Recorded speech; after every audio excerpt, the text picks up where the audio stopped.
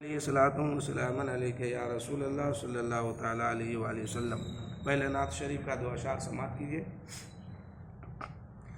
یا نبی کا وظیفہ کرو، رنگ لائے گی الفت کبھی نہ کبھی۔ یا نبی کا وظیفہ کرو، رنگ لائے گی الفت کبھی نہ کبھی۔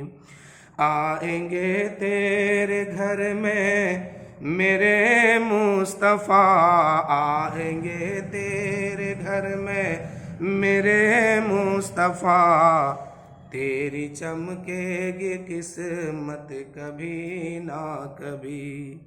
ہمیشہ انسان کو جو ہے اللہ و رسول کی محبت میں اپنی زندگی گزارنی چاہیے، اسی لیے کہ موت کب آئے گی اس کا کوئی بھروسہ نہیں ہے۔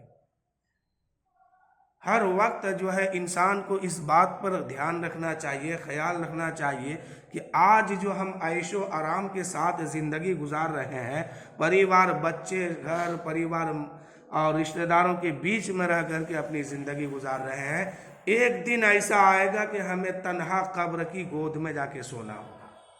اس وقت ہمارا ساتھ، میرے رشتہ دار، میرے گھر کے لوگ، پریوار کوئی نہیں ہوگا، میں تنہا رہوں گا۔ ایسے عالم میں مجھے قبر میں رہنا ہوگا اور مجھ سے سوال ہوگا، من ربوں کا، تیرا رب کون ہے؟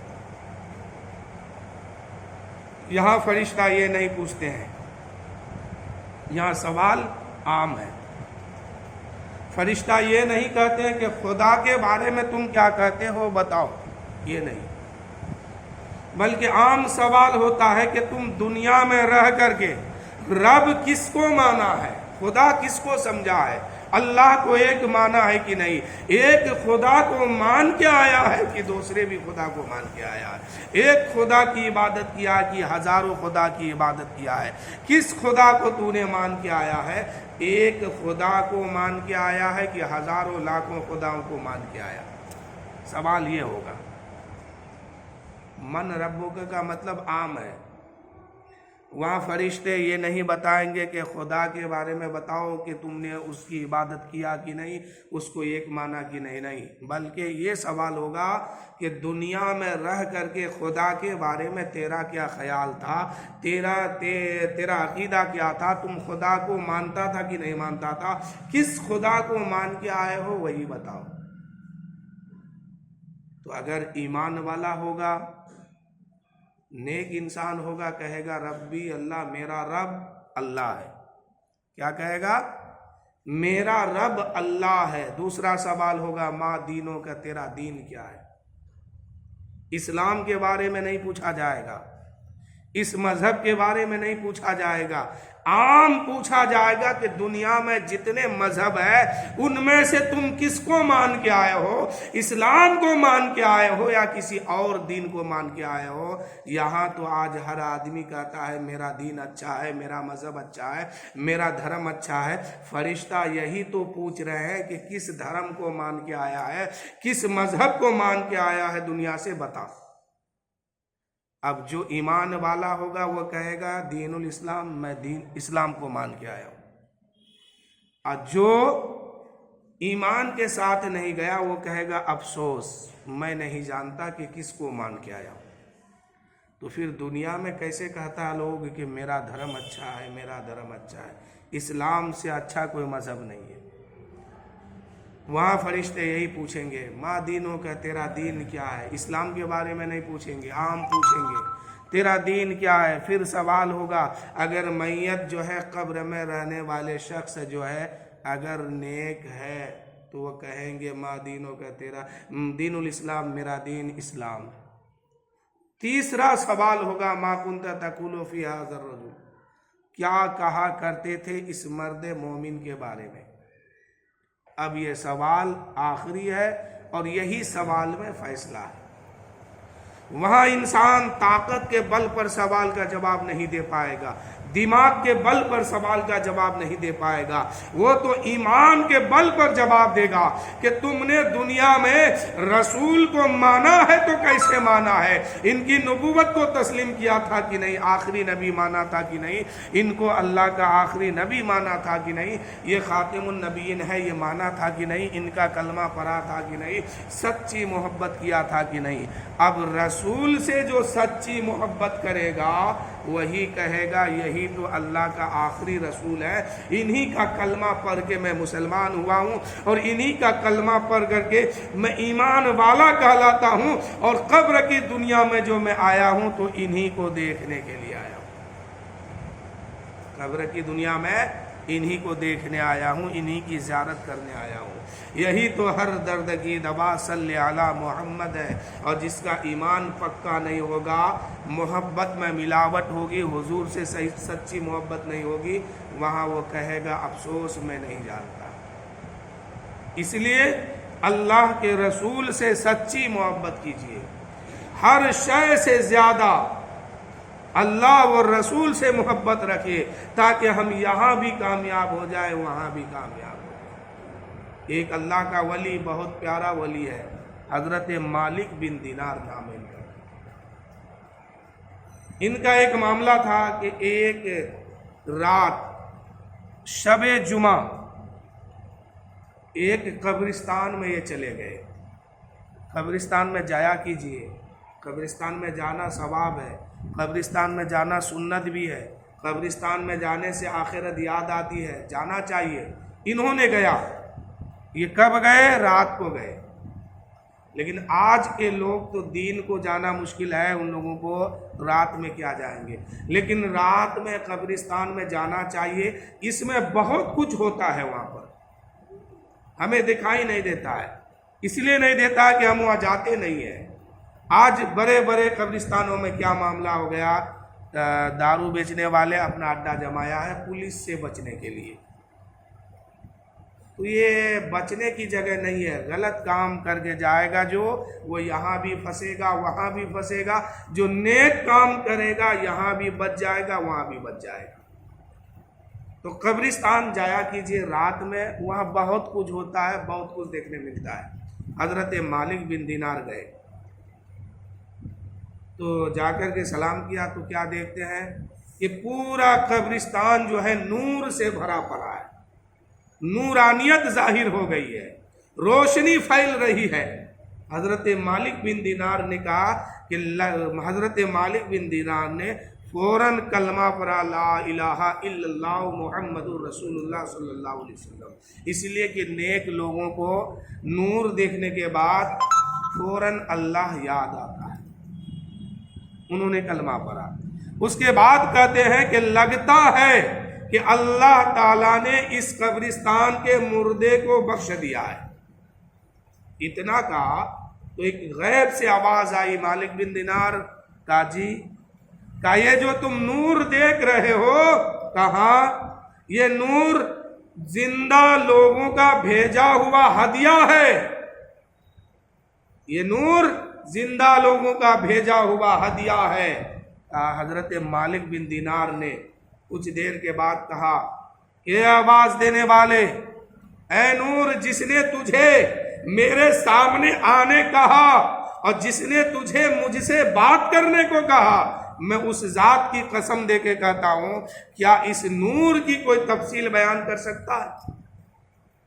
तो फिर आवाज आई गैब से, यहाँ सुनो, ताकि बताइए, ताकि एक रात शबे जुमा, एक रोज शबे जुमा में एक शख्स सो रहा था, अचानक उसकी आंख खुली, वो बिस्तर से उठा, ताजा वजू किया, वजू करने के बाद 2 रकात नफल नमाज पढ़ी। एक रकात में कुल या अय्युहल काफिरून पढ़ा, दूसरी रकात में कुल हुवल्लाहु अहद पढ़ा। नमाज नफल मुकम्मल हुई। उन्होंने कहा कि अल्लाह, इसका सवाब हुजूर की उम्मत को मैं नजर करता हूं तो कबूल फरमा।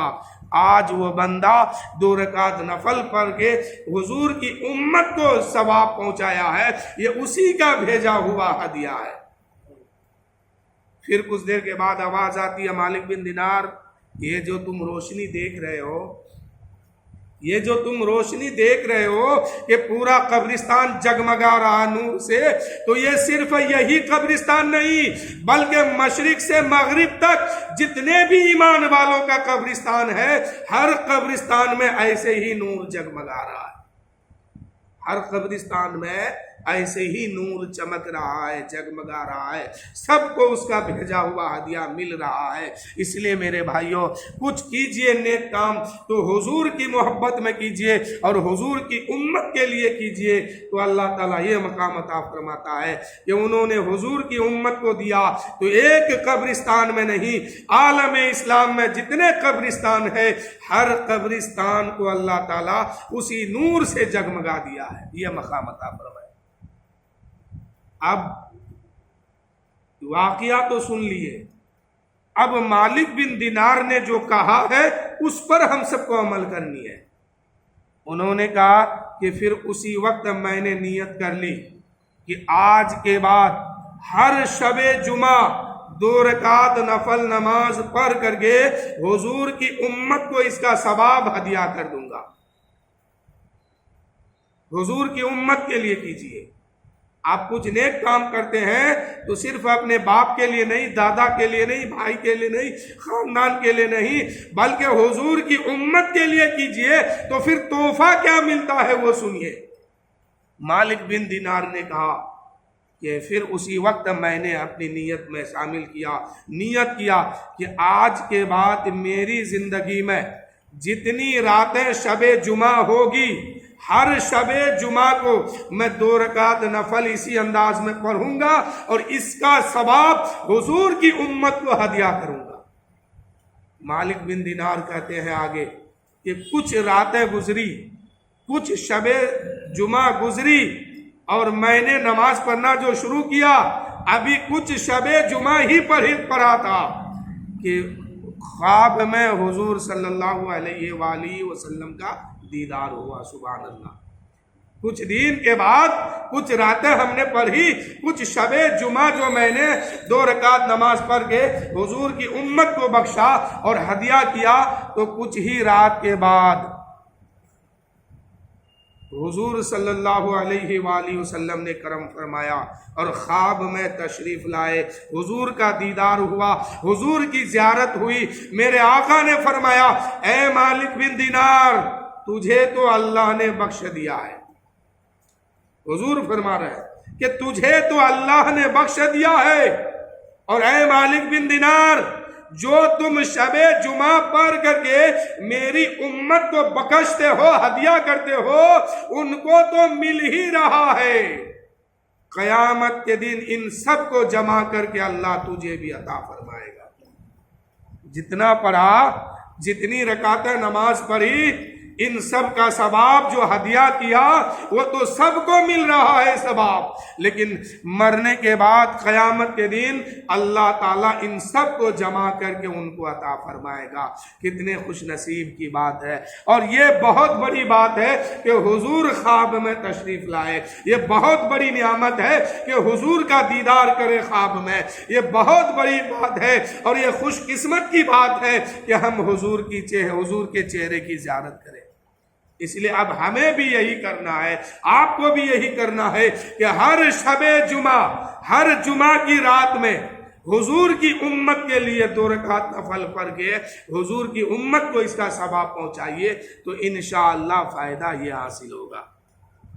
شاعر کہتے ہیں کہ یا نبی کا وظیفہ کرو، رنگ لائے گی الفت کبھی نہ کبھی، آئیں گے تیرے گھر میں میرے مصطفیٰ، تیری چمکے گی قسمت کبھی نہ کبھی۔ اور اس شعر کو دیکھیے، سرور دو جہاں رب کے دلدار کا، دل میں ارمان ہے گر ان کے دیدار کا۔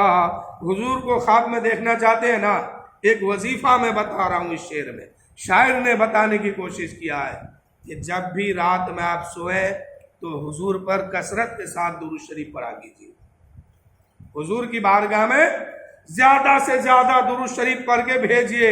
انشاءاللہ کبھی نہ کبھی یہ مقدر اور قسمت چمکے گی کہ سرور دو جہاں رب کے دلدار کا دل میں ارمان ہے گر ان کے دیدار کا. آپ صلی اللہ پڑھ کے سو جائیے, آپ صلی اللہ پڑھ کے سو جائیے. ان کی ہوگی زیارت کبھی نہ کبھی, ان کی ہوگی زیارت کبھی نہ کبھی. حضور سے سچی محبت کیجیے اور اپنے نبی پر زیادہ سے زیادہ درود شریف پڑھا کیجیے. حضور سنتے بھی ہیں اور اس کا بدلہ دیتے بھی ہیں, اور حضور کی بارگاہ میں ان درودوں کو پہنچایا بھی جاتا ہے. اس لیے پڑھا کیجیے. آگے سنیے.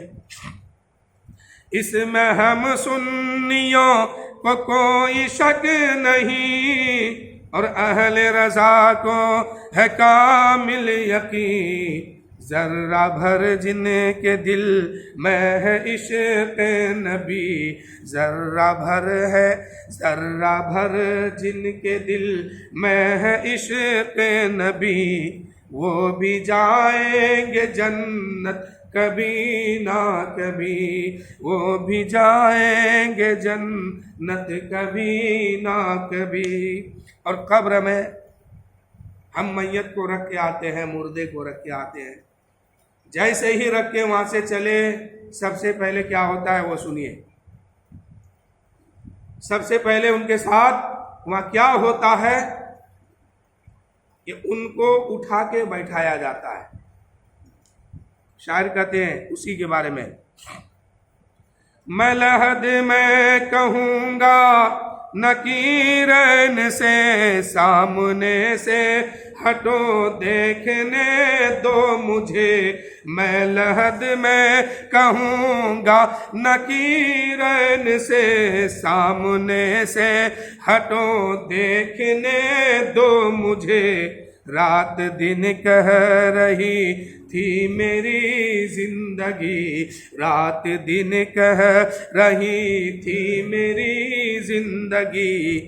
ان کو دیکھیں گے ان کی دیکھیں گے صورت کبھی نہ کبھی, ان کی دیکھیں گے صورت کبھی نہ کبھی. وہاں ایسے ہی نہیں کہہ دیں گے, یہ کام دنیا میں رہ کے کرنا ہوگا. سب سے پہلے میت کو رکھنے کے بعد فرشتے آتے ہیں جن کو منکر نکیر کہا گیا. یہ فرشتہ ایک ڈراؤنی شکل و صورت لے کے آتے ہیں. ایسا نہیں کہ آپ میت کو قبر میں رکھ کر کے آ گئے, ادھر سے فرشتہ آئے اور کہے کہ اٹھو بابو سوال کا جواب تو نہیں. یہ زمین کو چیرتے پھاڑتے ہوئے آتے ہیں. ان کا دانت بڑا بڑا ہے, سر کے بال بڑے بڑے ہیں, پیر تک ان کا بال ہے, ان کی آنکھیں نیلی پیلی ہے. ایک ڈراؤنی شکل و صورت لے کے آتے ہیں اور مردے کو جھنجھور کر اٹھا کے بیٹھا دیتے ہیں. تب ایک غرضدار آواز سے کہتے ہیں کہ من ربو کا, تیرا رب کون ہے.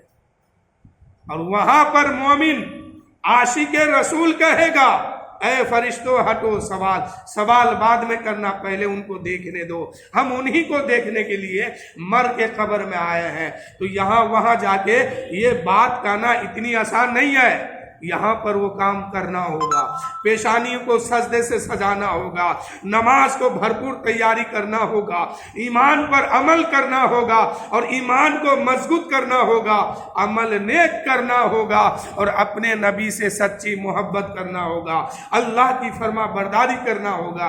تب جا کے ہم وہاں کہیں گے. ورنہ ان کا شکل ہی ایسا خطرناک ہے کہ بندہ ہیبت سے کانپنے لگے گا. اور اٹھا کے وہ بیٹھائیں گے تب سوال کریں گے.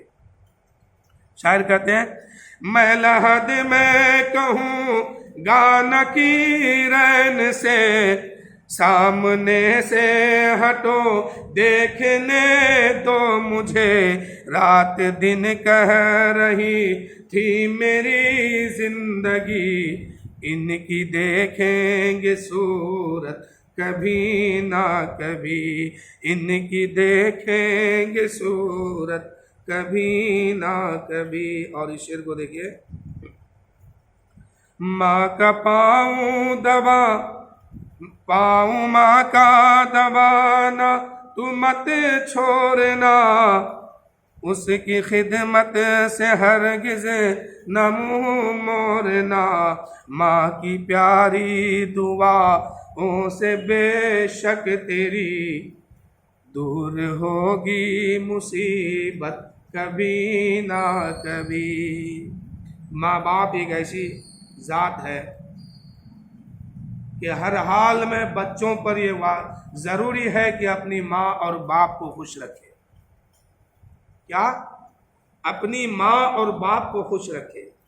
ماں کے قدم کے نیچے جنت ہے، باپ کے قدم کے نیچے دروازہ ہے۔ اگر یہ دونوں میں سے کوئی ایک بھی ناراض ہو گیا تو جنت گئی۔ اگر باپ ناراض ہو گیا اور اسی ناراضگی کے ساتھ اس دنیا سے چلے گئے اور ان کے بچے ان کو راضی نہیں کر پایا تو ان کے لیے جنت کا دروازہ بند ہو گیا، اب وہ کدھر سے اندر گھسے گا۔ اور اگر ماں ناراض ہو گئی اور اسی ناراضگی کے ساتھ وہ چلی گئی دنیا سے اور اس کا بیٹا اور بیٹی اس کو راضی نہیں کر پائے، اب اس کی جنت ختم ہو گئی۔ اب نماز کام نہیں آئے گی، روزہ بھی کام نہیں آئے گا، ان عبادتوں کو اللہ تعالیٰ ماں کے نافرمانوں کے چہرے پہ مار دے گا۔ اگر چاہتے ہیں کہ نماز ہمارا کام آئے، نماز ہماری قابل قبول ہو، یہ نماز کام آئے، روزہ کام آئے، زکوٰۃ کام آئے، حج و زکوٰۃ سب کام آئے، ساری نیکی مجھے فائدہ دے کام آئے، تو ماں باپ کو راضی رکھو، اس لیے کہ ماں باپ کی رضا میں خدا کی رضا ہے۔ ماں باپ ناراض ہے تو خدا بھی ناراض ہے، اور خدا کو راضی کرنا ہے پہلے ماں باپ کو راضی کرو۔